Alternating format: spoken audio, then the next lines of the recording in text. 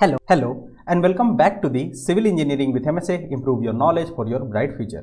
JSSC JE की vacancy आ चुकी है और उसी के लिए हम लोग यहाँ पर तैयारी कर रहे हैं, जिसमें हम लोगों ने फर्स्ट ऑफ ऑल स्टार्ट किया है मोस्ट आस्क्ड क्वेश्चन सीरीज, जो कि हम लोग सब्जेक्ट वाइज भी देख रहे हैं और साथ में टॉपिक वाइज भी देख रहे हैं। पहला जो हम लोगों ने सब्जेक्ट स्टार्ट किया है वो है सर्वेइंग, और इसका जो आज का टॉपिक होगा हमारा वो होगा कंपास सर्वेइंग। इससे पहले 2 वीडियोज़ आ चुकी हैं सर्वेइंग की मोस्ट आस्क्ड क्वेश्चन की। अगर आप लोगों ने नहीं देखा है तो प्लीज़ जो है प्लेलिस्ट में जाकर के आप उसको देख लीजिए। मैं आई बटन में भी कोशिश करूंगा कि उन सारे वीडियोज़ को लगा दूं। आइए स्टार्ट करते हैं आज का हमारा क्वेश्चन सीरीज।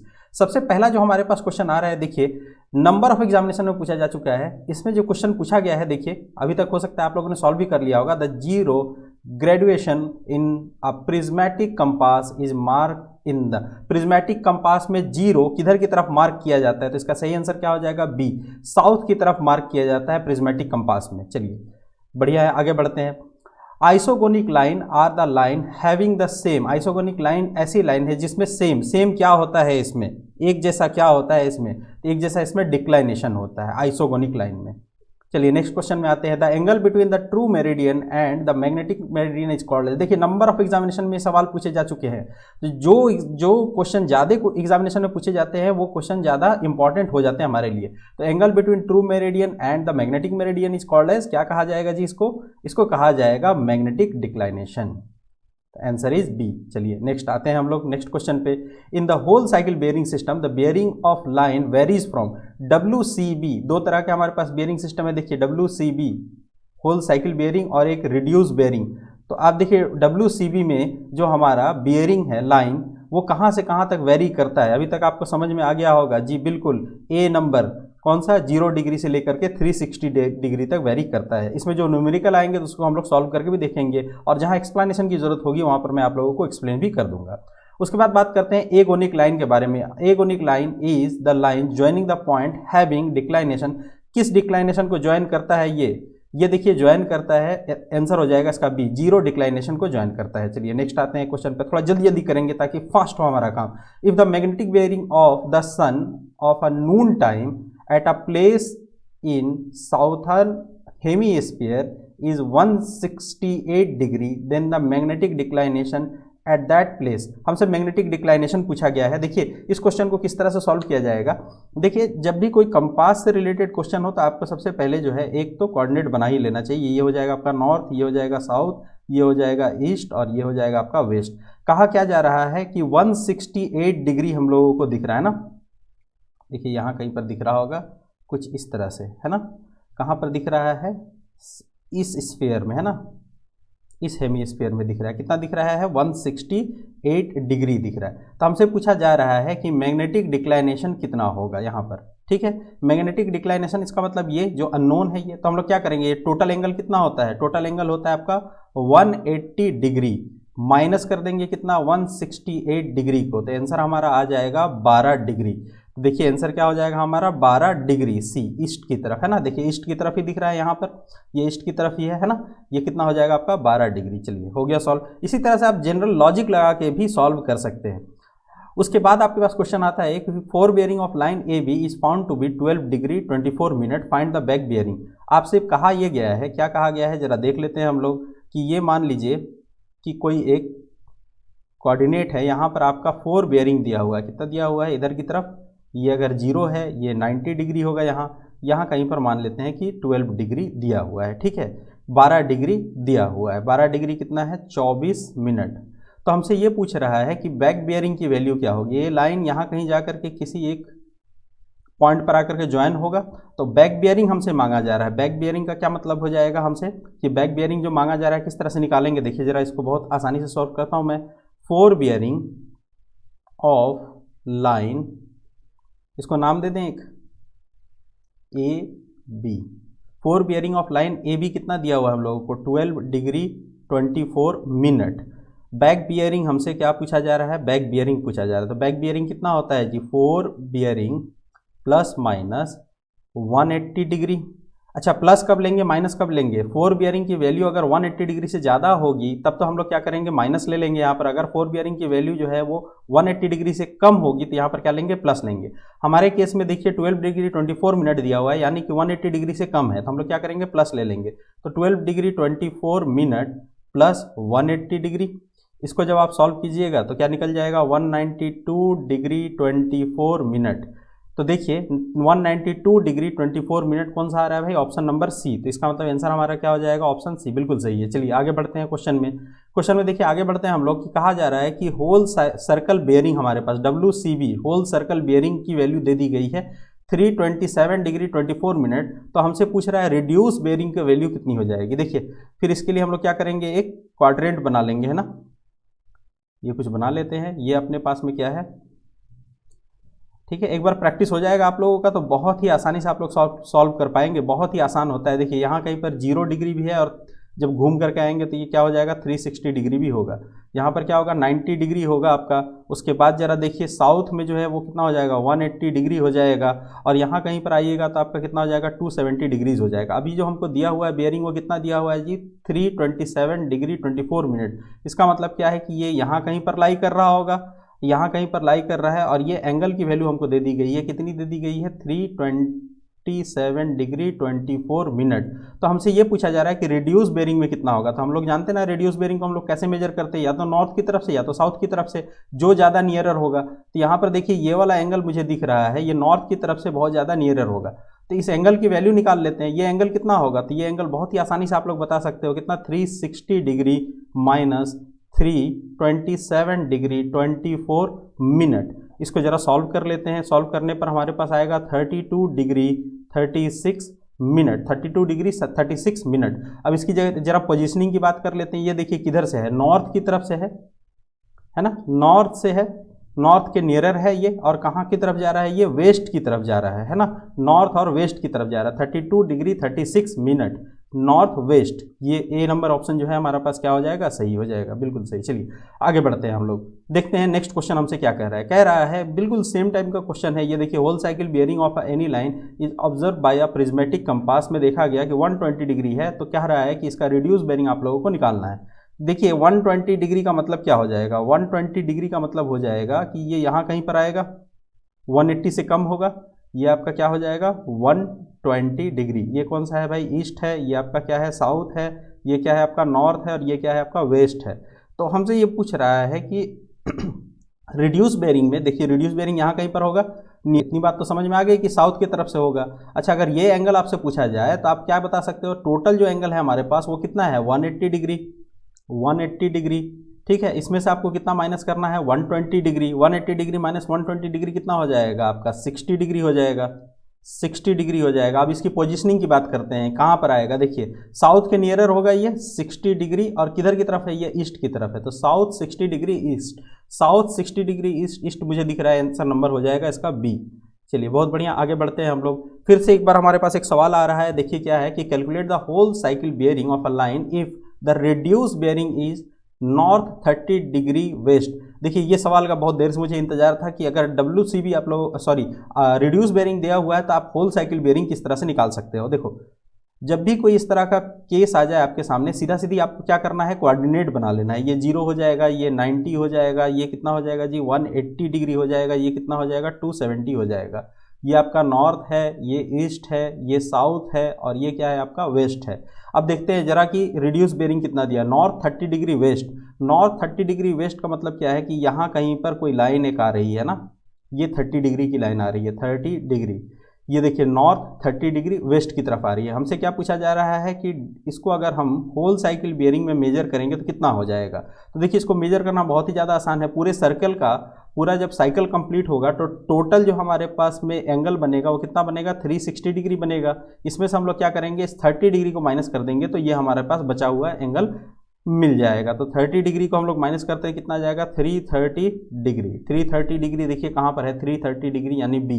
देखिए यहाँ पर 330 डिग्री आपको सी नंबर ऑप्शन भी दिख रहा है, लेकिन ये नॉर्थ और वेस्ट दिख रहा है, यानी ये क्या है रिड्यूस बेयरिंग दिया हुआ। हमें क्या चाहिए, होल साइकिल बेयरिंग चाहिए। तो आंसर क्या हो जाएगा इसका बी। चलिए बहुत बढ़िया, आगे बढ़ते हैं हम लोग। The prismatic compass gives, prismatic compass हम लोगों को क्या देता है, देखिए प्रिज्मेटिक कंपास हमेशा हम लोगों को देता है होल साइकिल बेयरिंग, और सर्वेयर कंपास हम लोगों को क्या देता है, रिड्यूस बेयरिंग देता है।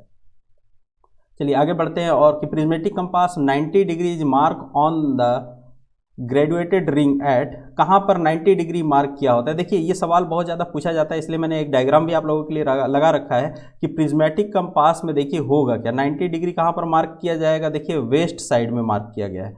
0 डिग्री कहाँ पर होता है, साउथ, यहाँ पर थोड़ा उल्टा होता है क्योंकि प्रिज्म लगा रहता है ना।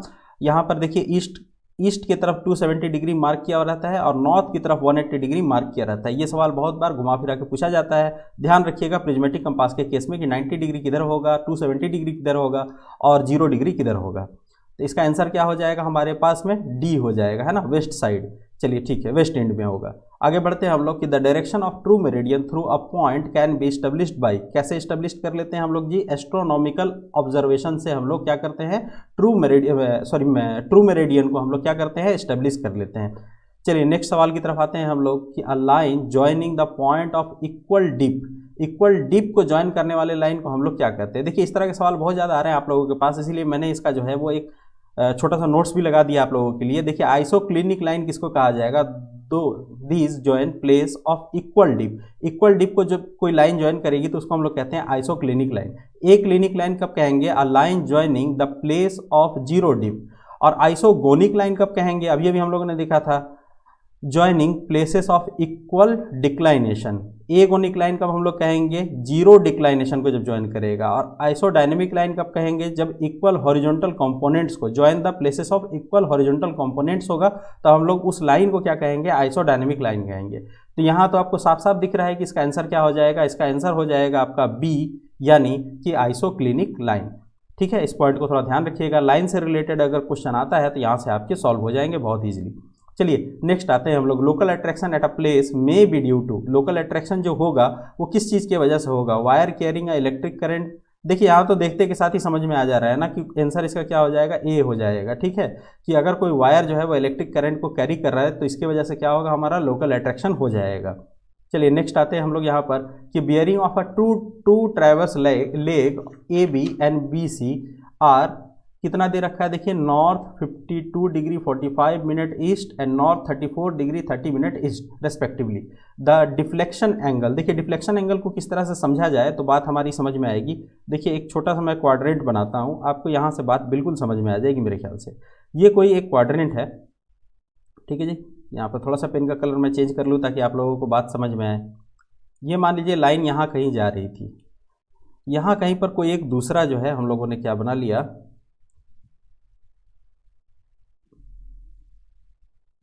समझने के लिए, ठीक है। और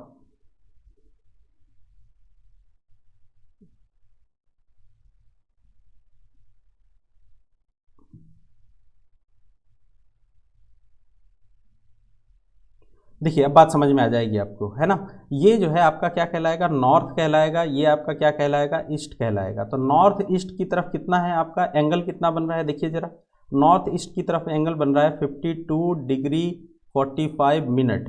और ये लाइन जो लाइन ए बी है हमारी, ए बी है, ये लाइन जो है बी पॉइंट तक तो पहुंची, बी पॉइंट तक पहुंचने के बाद ये कहाँ चली गई, सी की तरफ चली गई। और जो एंगल इसने बनाया वो इसने बना लिया है, सॉरी, ये एंगल जो है वो कितना बना लिया इसने, ये एंगल इसने बना लिया नॉर्थ ईस्ट की तरफ 34 डिग्री एंड 30 मिनट, इतना एंगल इसने बना लिया। अगर सारा बात बिल्कुल सही रहता, पहले प्री डिटरमाइन रहता, तो जाना इसको किस डायरेक्शन में था, इस डायरेक्शन में, यानी डी के डायरेक्शन में जाना था। लेकिन ये क्या हुआ, देखिए ये हल्का सा क्या हो गया, डिफ्लेक्ट हो गया और डायरेक्शन सी की तरफ चला गया। तो हमसे ये वाला एंगल ही मांग रहा है, ये एंगल मांग रहा है कि ये एंगल होगा कितना। तो इसको निकालने का बहुत ही आसान तरीका है, डिफ्लेक्शन एंगल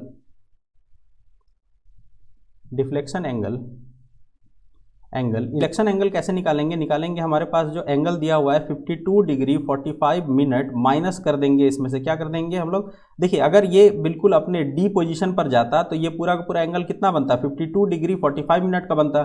लेकिन चूंकि ये डिफ्लेक्ट हुआ 34 डिग्री 30 मिनट की तरफ, इसके वजह से यहाँ पर कुछ गैप बना। तो ये गैप कितना हो जाएगा, ये हम लोग निकाल लेते हैं, दोनों को माइनस करके 34 डिग्री एंड 30 मिनट, इसको जब माइनस करेंगे तो कितना हो जाएगा 18 डिग्री एंड 15 मिनट। लेकिन देखिए आंसर में कुछ ऐसा नहीं दिया हुआ है, क्या दिया हुआ है, देखिए 18 डिग्री 50 मिनट यहाँ पर भी है आपका, 18 डिग्री 50 मिनट यहाँ पर भी है, 18 डिग्री 50 मिनट यहाँ पर भी है और 18 डिग्री 50 मिनट यहाँ पर भी है। आपको ये समझना होगा कि इसका जो डिफ्लेक्शन है उसका डायरेक्शन क्या है। डिफ्लेक्शन का डायरेक्शन आपको ध्यान से दिख रहा है ना कि ये लाइन डी की तरफ जानी थी, ये अपने लेफ्ट की तरफ मुड़ गई है, कहाँ मुड़ गई है, लेफ्ट की तरफ मुड़ गई है। तो आंसर हमारे पास क्या हो जाएगा 18 degree 50 minute, L, L for left, left की तरफ मुड़ गई है। ठीक है, तो आंसर इसका हो जाएगा डी, बिल्कुल सही है। चलिए आगे बात बढ़ते हैं।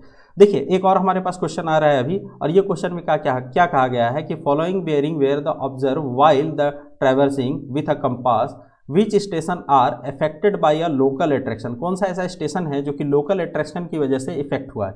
तो देखिए जब आप इसको सॉल्व कीजिएगा, सॉल्व कैसे करना है, बैक बेयरिंग में से फोर बेयरिंग को घटा लीजिए, कोई दिक्कत की बात नहीं है यहाँ पर, या आप फोर बेयरिंग में से बैक बेयरिंग को भी घटा के देख सकते हैं। आपका जो है डिफरेंस जो है 180 डिग्री ही आना चाहिए। ठीक है, तो हमेशा लार्ज से जो है वो छोटे वाले को घटा करके देख लीजिएगा, एग्जाम में जल्दी से टाइम बचेगा। तो इसका जब आप डिफरेंस देखिएगा तो 180 डिग्री बिल्कुल आ जा रहा है। जब इन दोनों का डिफरेंस आप निकाल रहे हैं तो कितना आ रहा है 177 डिग्री 45 मिनट। ये आपको सॉल्व करके देखना होगा। इन दोनों का जब आप डिफरेंस निकाल करके देख रहे हैं तो कितना हो रहा है 175 डिग्री 15 मिनट। ठीक है, ये सॉल्व करने का तरीका मैं बता रहा हूँ बिल्कुल। और ये देखिए इन दोनों का डिफरेंस जब आप निकाल के देख रहे हैं तो कितना हो रहा है 177 डिग्री एंड 0 मिनट। पहले वाले लाइन के बाद, लाइन ए बी के बाद हर जगह जो है वो क्या हुआ है, थोड़ा सा एरर आया है। तो ये एरर किसकी वजह से आया, अब जरा कॉमन पॉइंट ढूंढिए। कॉमन पॉइंट क्या है, लाइन बी सी और सी डी में जो कॉमन है वो है आपका सी। अच्छा, लाइन सी डी और डी ए में जो कॉमन है वो है आपका डी, यानी कि स्टेशन सी और स्टेशन डी में आपका क्या हुआ है, लोकल अट्रैक्शन आया है। तो इसका आंसर क्या हो जाएगा B, B C and D.